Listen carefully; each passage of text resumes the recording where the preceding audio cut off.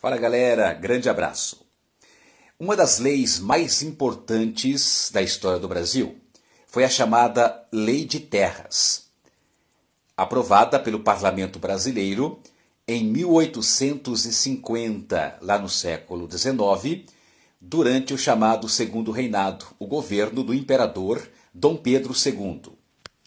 Essa Lei de Terras é de suma importância para entender o Brasil até os dias de hoje e os conflitos ligados à questão da terra, à questão agrária, às questões fundiárias. Vamos entender.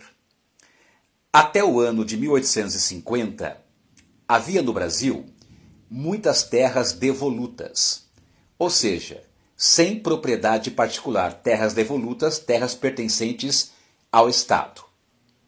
Em 1850, o Parlamento Brasileiro, lá no Rio de Janeiro, aprova a Lei de Terras, estabelecendo que, com essa lei, o acesso à terra só poderia se dar através da compra, ou seja, para ser dono de terra, somente através da compra desta terra, dessa mercadoria, e não mais pela ocupação e posterior título de propriedade. Essa lei foi aprovada pela elite brasileira, pela elite com apoio da elite agrária e escravocrata brasileira, para evitar que os escravos ou escravizados libertos tivessem acesso à terra e também que os imigrantes europeus, principalmente italianos, que estavam chegando no Brasil naquela época, pudessem se tornar pequenos proprietários e assim não trabalharem para os grandes fazendeiros. Percebeu? A Lei de Terras de 1850 é um dos pontos fulcrais, um dos pontos essenciais para a compreensão do Brasil até os dias de hoje.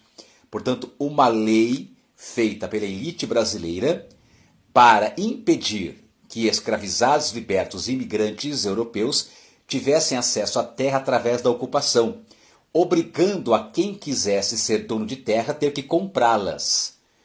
E, claro, garantir para os grandes fazendeiros a mão de obra que estava chegando da Europa para trabalhar na agricultura, especialmente no café, que estava em processo de expansão aqui no Brasil, lá naquele século XIX.